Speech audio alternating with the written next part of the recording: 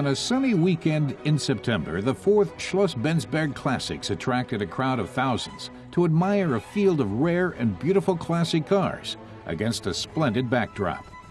The exclusive event started off with a Rallye Historique. More than 90 cars dating from 1926 to 1979 came together for a tour of the hills and forests of Bergisches Land. The lineup was a list of vintage car lovers' dreams.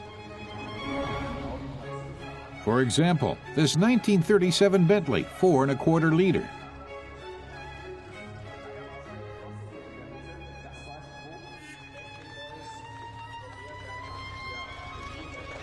The oldest car in the rally was a 1926 Bugatti 35T.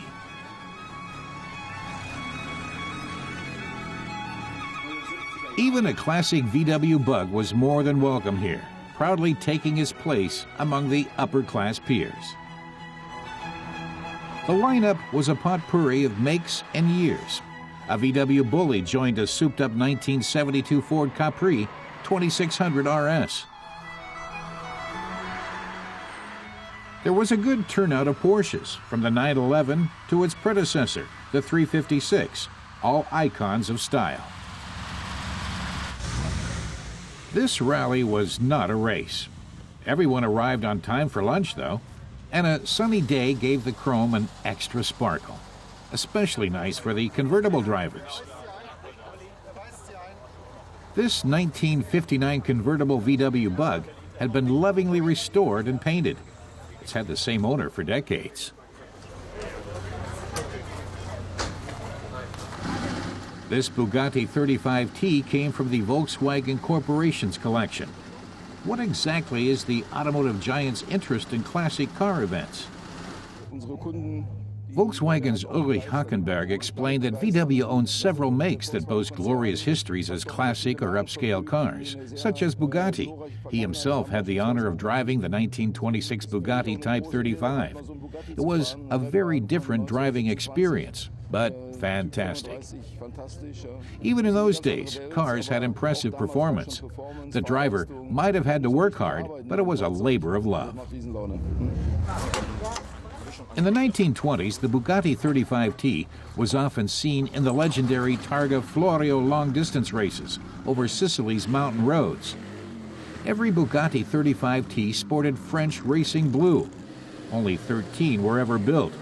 A rarity of this caliber is just what Schloss Bensberg Classics is all about.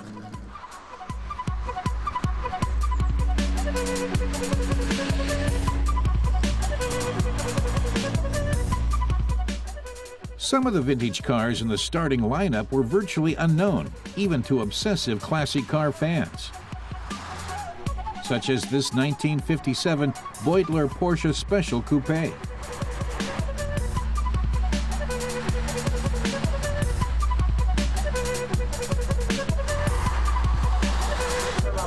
The finish line was back at Schloss Bensberg. The vintage cars bring back memories to spectators and perhaps most of all to the drivers themselves.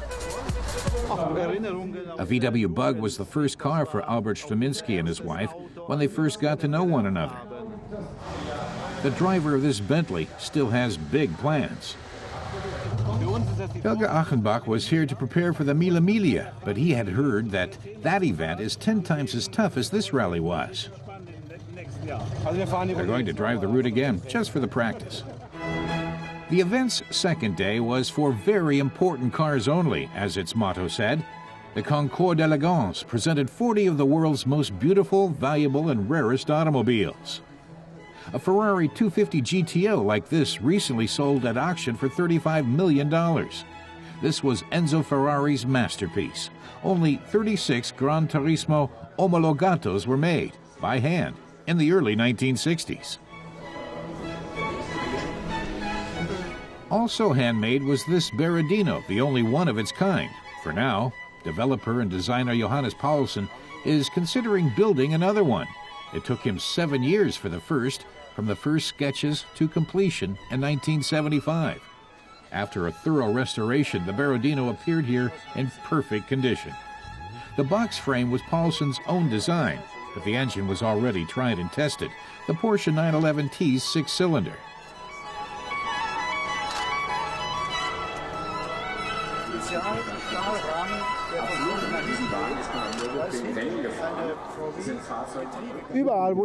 Johannes Paulsen said that wherever he turns up in the car, it draws looks and admiration.